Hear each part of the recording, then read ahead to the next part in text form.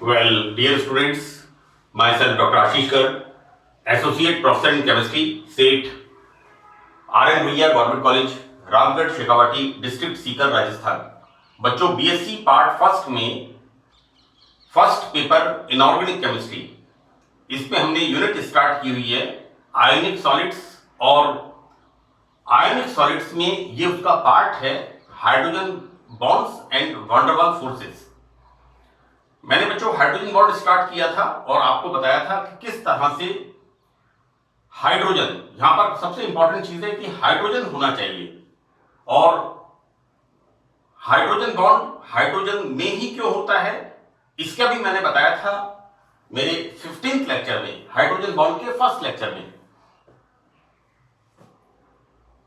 कि एक तो हाइड्रोजन का आकार सूक्ष्म आकार होता है, hydrogen is an small size, number 1। Number 2, hydrogen में क्लोरीन इलेक्ट्रॉन्स की अनुपस्थिति 1s2 इसमें नहीं होते, राइट। और हाइड्रोजन जब अपने से अधिक विद्युत ऋणी परमाणु के साथ सहसंयोजक बंध बनाता है तो वहां पर हाइड्रोजन और विद्युत ऋणी परमाणु के बीच में बना बॉन्ड पेयर थोड़ा सा भी विद्युत ऋणी परमाणु की तरफ सरकने पर हाइड्रोजन पर आंशिक धनावेश और विद्युत ऋणी परमाणु पर आंशिक ऋणावेश आता है। तो बच्चों, इस तरह का जो मॉलिक्यूल होता है वो किसी अन्य अणु के साथ, जिसके अंदर भी इसी प्रकार से आवेश का सेपरेशन होता है विद्युत ऋणी परमाणु के साथ, उस अणु के विद्युत ऋणी परमाणु के साथ एक हाइड्रोजन एक बॉन्ड बनाता है, जिसे हमने डॉटेड लाइन से प्रदर्शित किया था। मैंने बच्चों 15th पार्ट के लास्ट में इंटरमॉलिक्यूलर हाइड्रोजन बॉन्ड्स पढ़ाने शुरू किए थे, यानी दो भिन्न अणुओं के बीच में जो हाइड्रोजन बॉन्ड्स बनते हैं उसके बारे में हमने स्टार्ट किया था कि किस प्रकार इंटरमॉलिक्यूलर हाइड्रोजन बॉन्ड्स बनते हैं। तो बच्चों, मैंने उसमें फर्स्ट एग्जांपल वाटर का दिया था, सेकंड एग्जांपल एल्कोहल का दिया था, राइट। देखिए, कम से कम 4-5 एग्जांपल्स आपको आने चाहिए। मैंने यहां पर 2 एग्जांपल्स 15th पार्ट में बताए थे और 3 एग्जांपल यहां पर लिखे हैं। वैसे मुझे पता है इस बात का कि आप लोगों ने ये एग्जांपल्स 11th-12th क्लास में पढ़े हैं हाइड्रोजन बॉन्ड के अंदर, क्योंकि 11th-12th क्लास के अंदर भी हाइड्रोजन बॉन्ड काफी डिटेल में सहसंयोजक बंध, राइट, सहसंयोजक बंध के अंदर ध्रुवीय सहसंयोजक बंध, उप सहसंयोजक बंध, सहसंयोजक बंध, hydrogen forces, van der Waals forces, hydrogen बंध, ये सब कवर हो जाते हैं, हाइड्रोजन बॉन्ड ये सब कवर हो जाते हैं बच्चों। तो देखिए, मैं यहां पर आपको बता रहा हूं अंतर अणुक हाइड्रोजन बॉन्ड का थर्ड एग्जांपल कि किस तरह से अमोनिया के अणु आपस में सहगुणित हो जाते हैं, एसोसिएट। बच्चों, मैं लिक्विड अमोनिया की बात कर रहा हूं। यहां पर देखिए क्या होता है, नाइट्रोजन। एक तो जरूरी यह है कि आपको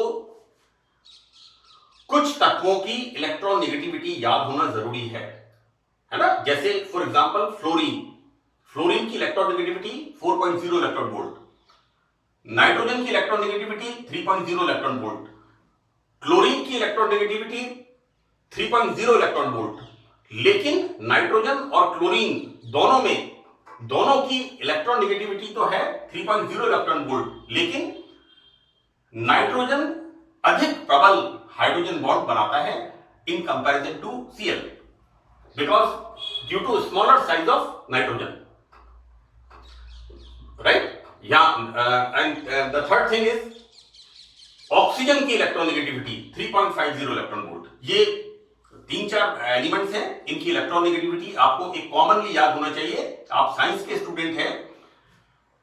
जैसा मैंने आपको बताया था, आयनिक सॉलिड्स के अंदर जब हम आयनिक विलायकों की बात कर रहे थे, आयनिक यौगिकों की विलेयता की जब हमने बात की थी कि वाटर का डाइलेक्ट्रिक कांस्टेंट 80 होता है, लिक्विड अमोनिया का डाइलेक्ट्रिक कांस्टेंट 22 और लिक्विड सल्फर डाइऑक्साइड का डाइलेक्ट्रिक कांस्टेंट अप्रॉक्स मैं बता रहा हूँ, एग्जैक्टली मुझे याद नहीं है, बट अप्रॉक्सीमेट 18.8 के अराउंड होता है, राइट। यहां पर देखिए मैंने आपको क्या बताया था कि H2O due to high dielectric constant is a very good solvent for the ionic compounds, while liquid ammonia and liquid sulfur dioxide is the good solvent for the organic compounds.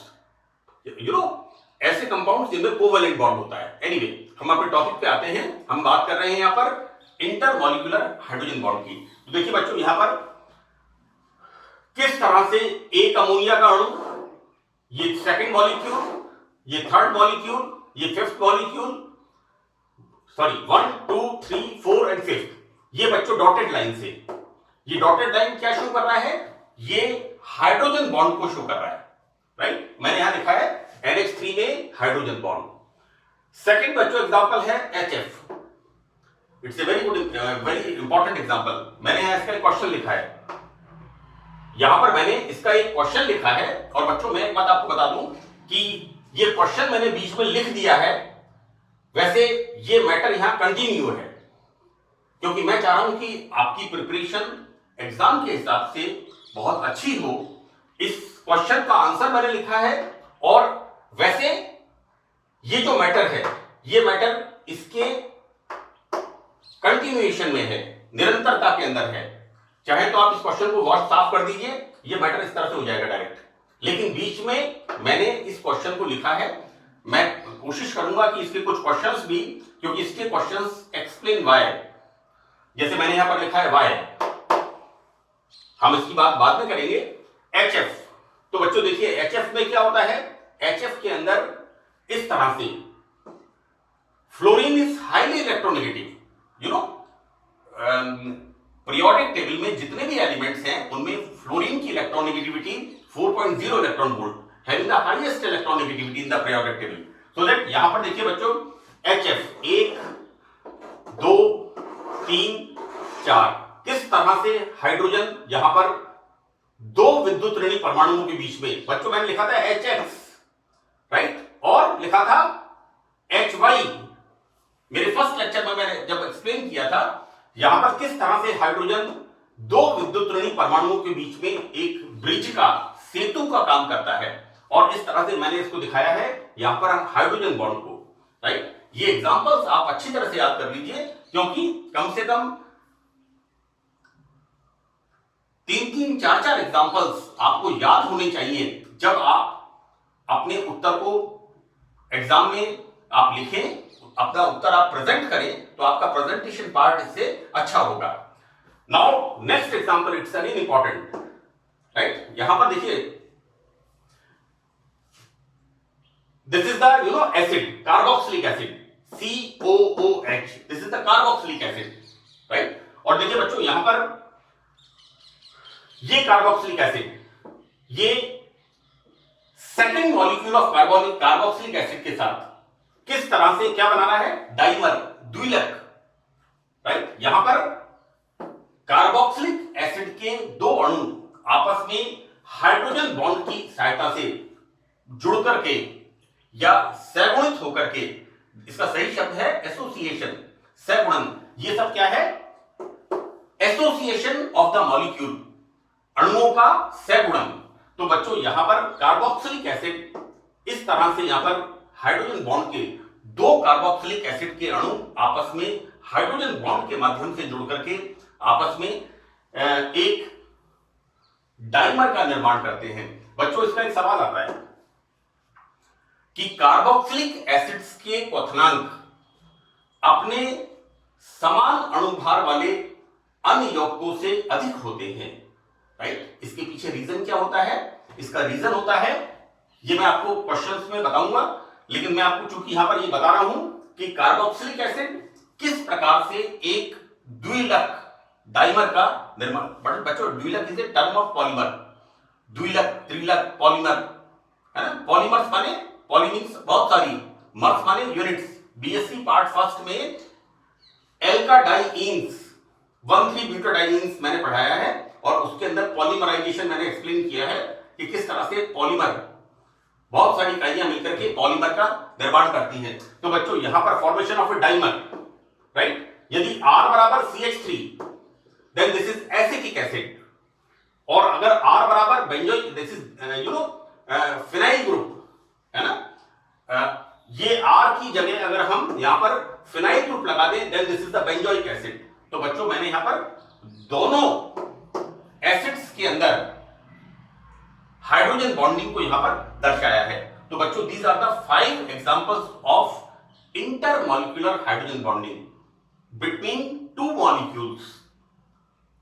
मैं बार बार इस चीज की शब्द को जोड़ दे रहा हूं क्योंकि रात को भी मैं कल किताब को देख रहा था, तो बुक के अंदर मैं पब्लिशर का नाम नहीं लूंगा क्योंकि लेखक तो सब बहुत अच्छे विद्वान हैं, और मैं तारीफ की बात नहीं कर रहा क्योंकि किताब वही लिख पाता है जिसे कुछ थोड़ा बहुत केमिस्ट्री का आता है ना? तो लेकिन जो प्रिंटिंग करता है, तो प्रिंटिंग के अंदर जब जो मिस्टेक्स होती हैं जिनको दूर नहीं किया जा सकता, उस चक्कर में वो अंतर इसका जो एक inter and intra both are the very good words.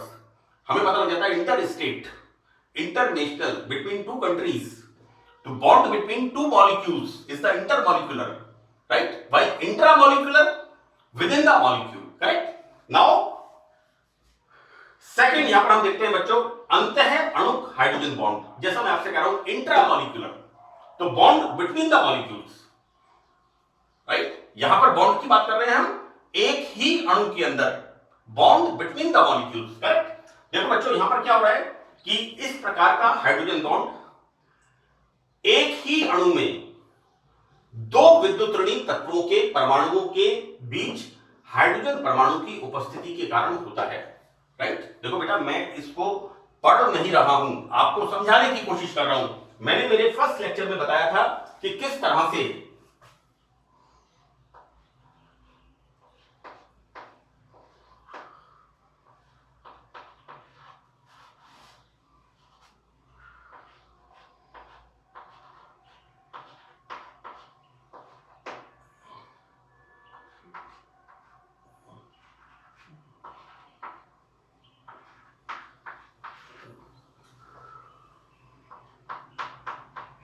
मैंने आपको इस तरह का एग्जांपल मेरे फर्स्ट लेक्चर में जब मैंने हाइड्रोजन बॉन्ड को एक्सप्लेन किया था तब मैंने बताया था कि यहां पर एक मॉलिक्यूल XH जिसमें X इज मोर इलेक्ट्रोनेगेटिव, तो यहां पर ये जो बॉन्ड पेयर होता है इसका थोड़ा सा भी विद्युत ऋणी परमाणु की तरफ खिसकने से इनके ऊपर partially positive and partially negative charge आ जाता है। इस प्रकार का हाइड्रोजन अन्य अणु के विद्युत ऋणी परमाणु के साथ इस तरह का बॉन्ड बनाता है, राइट? और इस डॉटेड बॉन्ड को आपने कहा था हाइड्रोजन बॉन्ड। बच्चों यहां पर same hydrogen bond we see like this, this is X nitrogen, Y nitrogen, and this is the hydrogen bond. और हाइड्रोजन बॉन्ड यहां पर हाइड्रोजन एटम एक ब्रिज का काम करता है, एक सेतु का काम करता है। तो बच्चों ये तो बात हमने देखी थी between two molecules, between two molecules, intermolecular hydrogen bond, right? अब हम बात कर रहे हैं इंट्रामॉलिक्यूलर, राइट? बच्चों इंटरमॉलिक्यूलर बॉन्ड में क्या हो रहा है? अणुओं के बीच में एक एसोसिएशन, सहगुणन हो जाता है, राइट? और सहगुणन होने से बच्चों सहगुणन होने से क्या होता है? इस तरह के यौगिकों के बॉइलिंग पॉइंट्स ज्यादा होते हैं। यहां पर हम क्या देख रहे हैं कि एक ही मॉलिक्यूल के अंदर यहां पर क्या हो रहा है? एक अणु में 2 विद्युत ऋणी परमाणु तत्व, यहां पर बच्चों अलग अलग के हैं, यहां पर अलग अलग मॉलिक्यूल्स के विद्युत ऋणी तत्व, लेकिन यहां पर एक ही मॉलिक्यूल के, this is the molecule, this is the example of salicylic acid, right? बच्चों इस हाइड्रोजन की जगह हम मिथाइल ग्रुप लिख दें तो ये बन गया मिथाइल सैलिसाइलेट, सैलिसिलिक एसिड का एस्टर। ये मैंने आपको इसलिए बताया है कि एक मेडिसिन आती है painkiller, Anacin aspirin we use, तो this is the methyl salicylate, anti inflammatory agent, anti inflammatory agents जो कि दर्द निवारक दवाइयां होती है। मैं एक थोड़ा इंटरेस्टिंग बनाने के लिए बता रहा हूं। This is the salicylic acid. तो बच्चों सैलिसाइलिक एसिड में हाइड्रोजन बॉन्ड किस तरह से बताया है? दिस इज द बच्चों यहां पर X और दिस इज द Y। यहां पर इस तरह से एक ही अणु के अंदर हाइड्रोजन दो विद्युत ऋणात्मक परमाणुओं के बीच में इस तरह से ब्रिज बॉन्ड बनाता है। तो this is the hydrogen bond. Now बच्चों एसिड की जगह आप यहां पर एल्डिहाइड लगा दीजिए। बहुत सिंपल है, सैलिसिलिक एसिड। और सैलिसिलिक एसिड में यहां पर एसिड का फंक्शनल ग्रुप की जगह यहां पर एल्डिहाइड लगा दीजिए। This is the formation of salicylaldehyde. Again हम क्या देखते हैं यहां पर दो विद्युत ऋणात्मक परमाणुओं के बीच में हाइड्रोजन। ये डॉटेड लाइन से हमने इस डॉटेड लाइन से हमने इसे प्रदर्शित किया है। ये हाइड्रोजन बॉन्ड का फॉर्मेशन यहां पर होता है। नेक्स्ट बच्चों यहां पर see this is the phenol and this is the orthochlorophenol, right?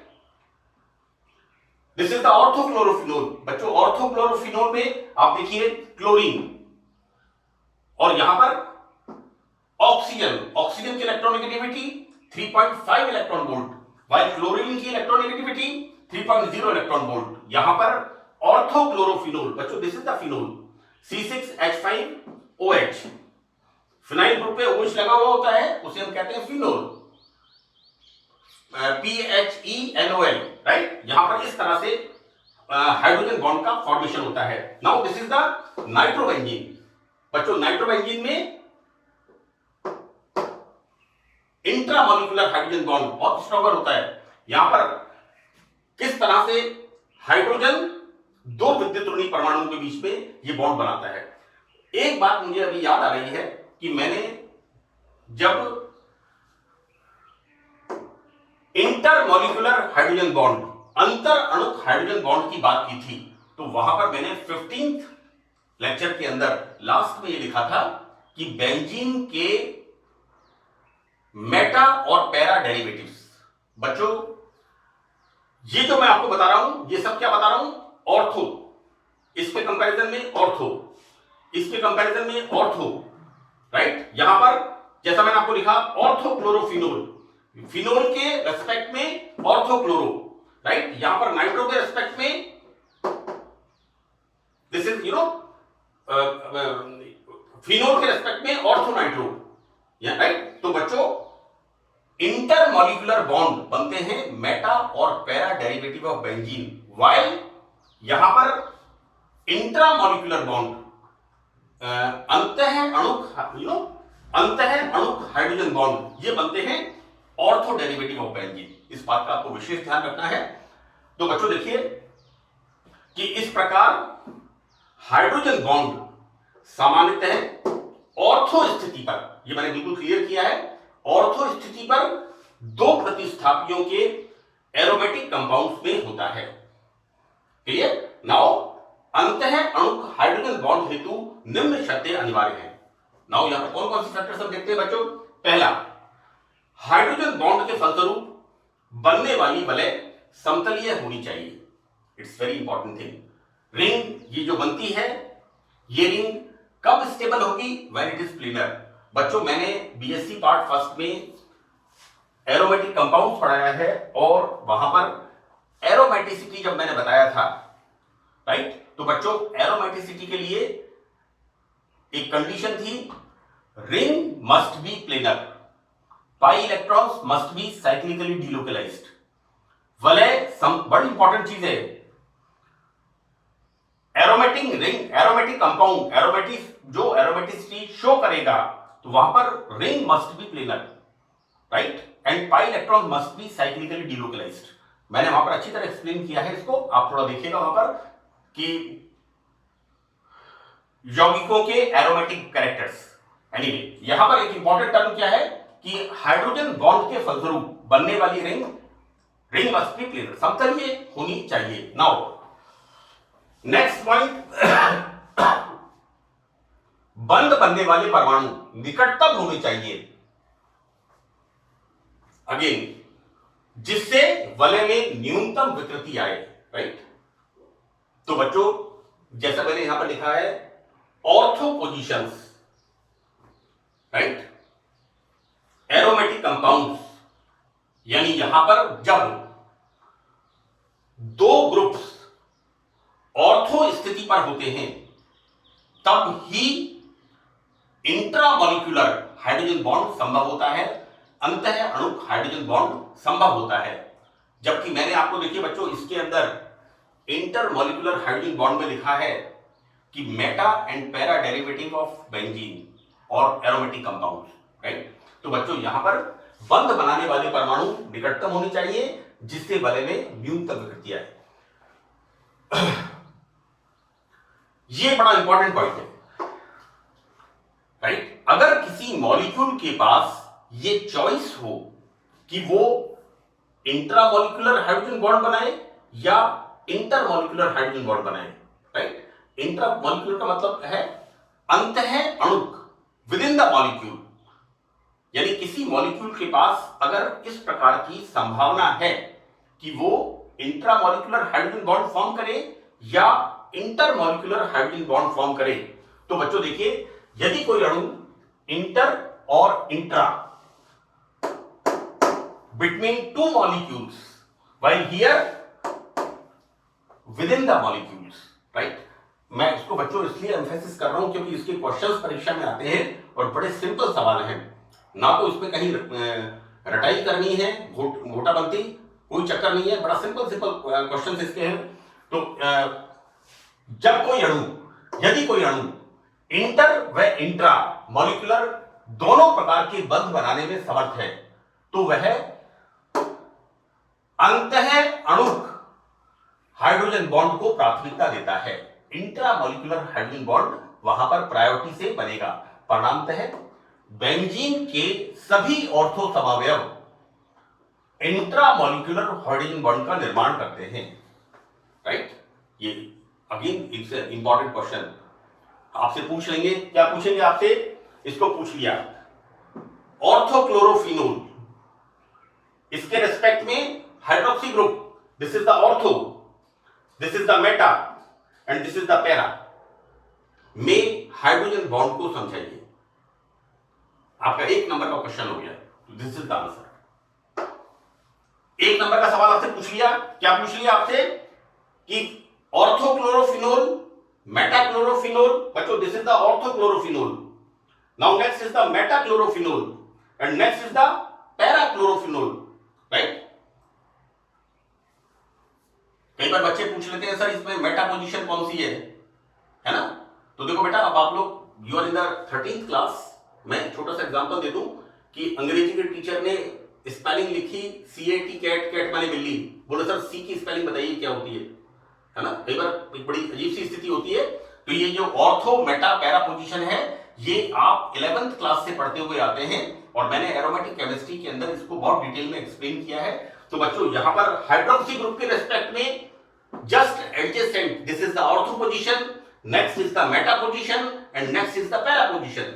तो बच्चों अगर किसी मॉलिक्यूल के पास ये चॉइस होती है कि वो इंट्रामॉलिक्यूलर हाइड्रोजन बॉन्ड फॉर्म करे या इंटरमॉलिक्यूलर हाइड्रोजन बॉन्ड फॉर्म करे, तो वो molecule intramolecular hydrogen bond form करता है। और यहां पर हमने एग्जांपल दिया है कि बेंजीन के सभी ortho isomer intramolecular hydrogen bond का निर्माण करते हैं। तो बच्चों देखिए क्या होता है, इंट्रामॉलिक्यूलर हाइड्रोजन बॉन्ड के कारण अणुओं के सवगुणन, अणुओं का एसोसिएशन नहीं हो पाता। ये बड़ा इंपॉर्टेंट पॉइंट है। This is connected with the boiling point and melting points of the compounds. मैं इसको बताता हूं आपको, जिससे इनके मध्य दुर्बल वैन डेर वाल्स बल पाए जाते हैं एवं विलयन में ये अणु स्वतंत्र इकाई के रूप में रहते हैं, जिससे एंट्रोपी का मान बढ़ जाता है और तंत्र अतिरिक्त स्थायित्व को प्राप्त होता है।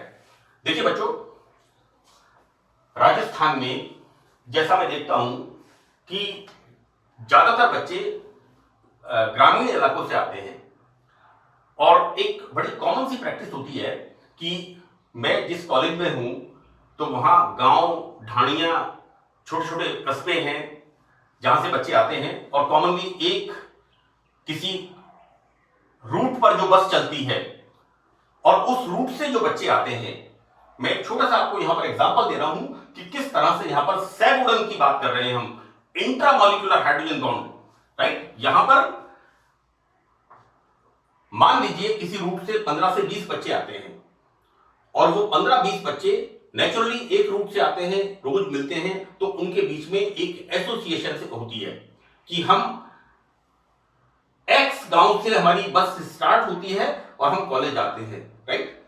अब यदि कॉलेज में कोई विद्यार्थी उन विद्यार्थियों को किसी तरह से परेशान करने की कोशिश करता है, तो क्या होता है, एक कॉमन प्रैक्टिस पे बता रहा हूं, तो क्या होता है, उस रूट के सारे बच्चे इकट्ठे हो जाते हैं। भाई क्या बात होगी, क्योंकि उनके बीच में एक एसोसिएशन होती है कि हम इस रूट वाले लोग बच्चे हैं, और उस बच्चे का बॉइलिंग पॉइंट हाई होता है। आप मेरी बात समझ रहे होंगे, उसका बॉइलिंग पॉइंट कोई निकाल नहीं पाता, लेकिन अब उन्हीं के अंदर से एक बच्चा कैसा होता है, इंट्रामॉलिक्यूलर।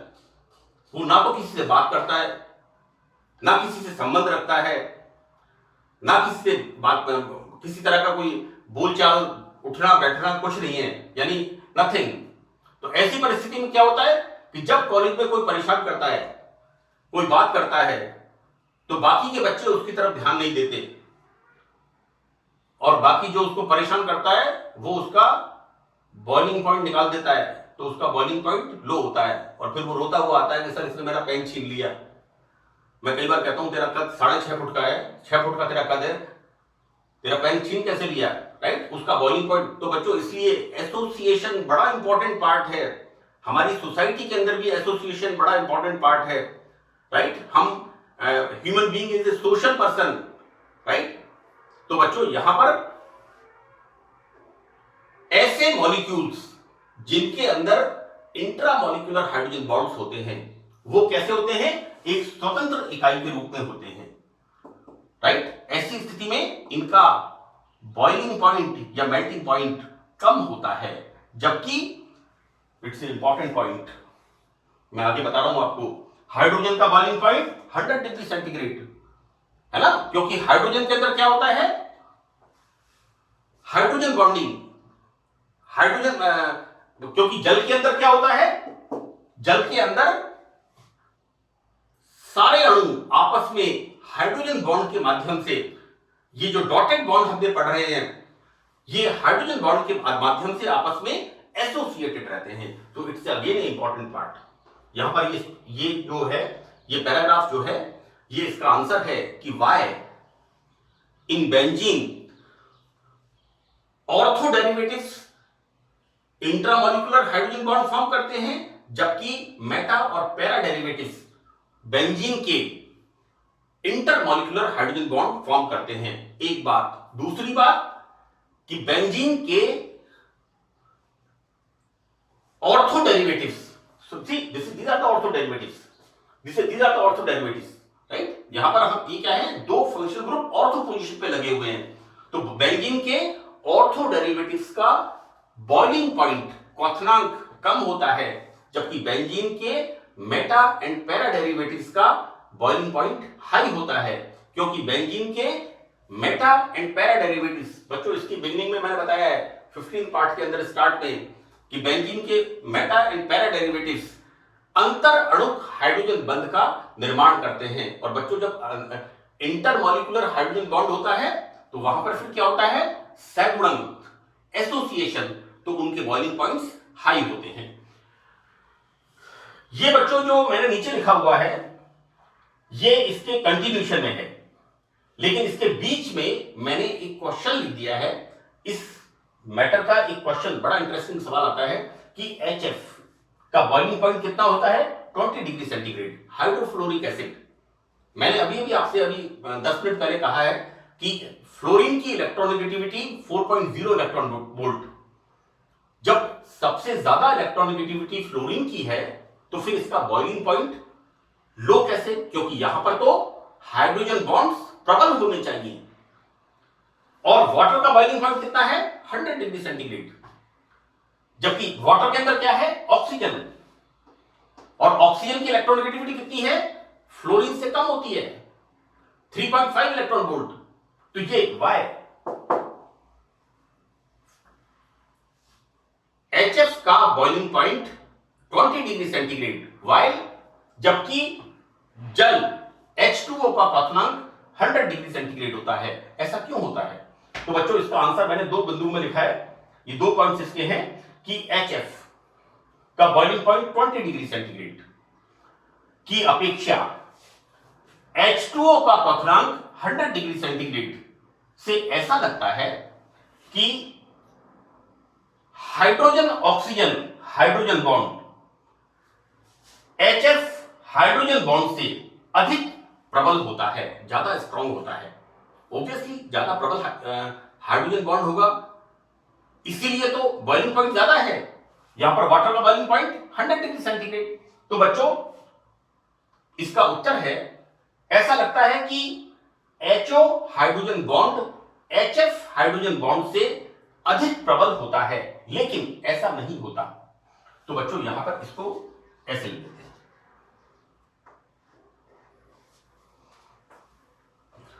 हो सकता है कि कुछ बच्चे मुझे मेरे लिखे हुए को फॉलो करें इस प्रेजेंटेशन पार्ट को, इसलिए मैं चाहता हूं जितना प्रभावी आपका प्रेजेंटेशन रहेगा परीक्षा के अंदर, क्वेश्चन का आंसर आपका जितना प्रेजेंट करने का तरीका अच्छा होगा, आपकी मार्किंग की उतनी पॉसिबिलिटी, फुल में से फुल मार्क्स। जाने कितने बच्चे हैं मेरी यूनिवर्सिटी में, पीडीडीयू में पेपर होता है 33 मार्क्स का, और पहले राजस्थान यूनिवर्सिटी हुआ करती थी, और मुझे याद है कितने स्टूडेंट्स ऐसे हैं कहते थे सर मेरे इस पेपर में out of 33 I got 32 marks, I got number of students 30 marks, 29 marks, 31 marks. कई बार मैं सोचता हूं कि अगर शायद मैं पेपर देता तो मेरे 32 मार्क्स नहीं आते। इतना अच्छा प्रेजेंटेशन बच्चों का होता है। तो बच्चों कॉपी के अंदर, एग्जामिनेशन के अंदर क्वेश्चन को अटेम्प्ट करने का तरीका बड़ा इंपॉर्टेंट है ना। नीट एंड क्लीन लिखिए, थोड़ा दूर दूर लिखिए, और आपका प्रेजेंट करने का तरीका बहुत इंपॉर्टेंट है। ये स्ट्रक्चर्स मैंने इसीलिए लिखे हैं जिससे आपका प्रेजेंटेशन पार्ट इफेक्टिव रहे। नाउ देखते हैं क्या है यहां पर कि HF बंध में हाइड्रोजन बॉन्ड इतना प्रबल होता है कि वाष्प अवस्था में भी जब हम HF को गर्म करते हैं, तो जब HF लिक्विड से वेपर फॉर्म में आता है, तो बच्चों वेपर फॉर्म के अंदर भी HF अणु में हाइड्रोजन बॉन्ड माध्यम से सैगुणित होते हैं। यहां पर HF लिक्विड से जब HF को हम वेपर फॉर्म में कन्वर्ट करते हैं, तो बच्चों HF का जो हाइड्रोजन बॉन्ड है वो इतना स्ट्रांग होता है कि वाष्प अवस्था में भी ये हाइड्रोजन बॉन्ड के माध्यम से एसोसिएटेड रहते हैं। यानी HF के अंदर हाइड्रोजन बॉन्ड्स पूरी तरह नहीं टूटते जब हम हाइड्रोजन बॉन्ड का HF का बॉइलिंग पॉइंट निकालते हैं, राइट। जबकि वाष्प में H2O अणुओं के बीच में कोई सहगुणन नहीं होता। अब वेरी वेरी इंपॉर्टेंट पॉइंट, यानी वाटर के अंदर जब हम वाटर को लिक्विड से वेपर फॉर्म में कन्वर्ट करते हैं, तो यहां पर वेपर फॉर्म में, वाटर की वेपर में किसी प्रकार का कोई हाइड्रोजन बॉन्ड नहीं होता। तो बच्चों परिणामतः HF के वाष्पन में, वेपोराइजेशन में H2O की अपेक्षा कम हाइड्रोजन बॉन्ड टूटते हैं। तो this is the reason. HF के अंदर हाइड्रोजन बॉन्ड इतना प्रभावशाली होता है, इतना प्रबल होता है कि HF की लिक्विड से वेपर स्टेट के अंदर भी HF के अंदर हाइड्रोजन बॉन्ड की एसोसिएशन बनी रहती है। यानी complete breakage of the bond hydrofluoric acid में हाइड्रोजन बॉन्ड का नहीं होता है। तो बच्चों इसलिए यहां पर HF के लिए कम वाष्पन ऊर्जा की आवश्यकता होती है। तो this is the first point. बहुत मैंने इसको कंडेंस करके बहुत सिस्टमेटिक तरीके से लिखने की कोशिश की है। भाई आई ट्राई माई बेस्ट, जो मेरे अनुभव से मैं जितना अच्छा आपको बता सकता हूं मैं कोशिश कर रहा हूं। बाकी ये असेसमेंट करने वाले बच्चे हैं और उनके मार्क्स हैं, आप कितना इंटरेस्ट लेके पढ़ते हैं, यहां पर HF 2 अणुओं के माध्यम से बंधित है, जबकि H2O अणु 4 हाइड्रोजन बंध के माध्यम से बंधित है। बेटा यहां पर ये जो ऑक्सीजन होता है मैंने लिखा इस तरह से,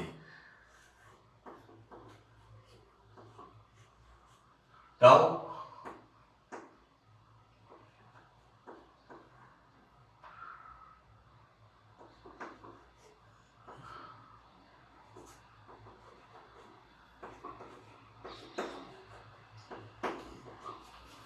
राइट, इस तरह से यहां पर ये देखिए बेटा, ये इस तरह से हो जाएगा, ये एक dotted line, 2 dotted line, 3 dotted line, है ना। ये जो ऑक्सीजन है ये चारों तरफ से बॉन्डेड होता है, जबकि फ्लोरीन HF में हम क्या देखते हैं, ये सिर्फ एक तरफ से बॉन्डेड होता है। तो this is the second reason कि यहां HF 2 अणुओं से बंधित होता है, जबकि H2O 4 हाइड्रोजन बॉन्ड से बंधे होते। इसी कारण HF का बॉइलिंग पॉइंट 20 डिग्री सेंटीग्रेड और H2O का क्वथनांक बॉइलिंग पॉइंट 100 डिग्री सेंटीग्रेड होता है। तो बच्चों that's all in this lecture. मैं नेक्स्ट लेक्चर में इसके बारे में और हम डिस्कस करेंगे कि कौन कौन से फैक्टर्स हैं जो हाइड्रोजन बॉन्ड को इफेक्ट करते हैं। Thank you.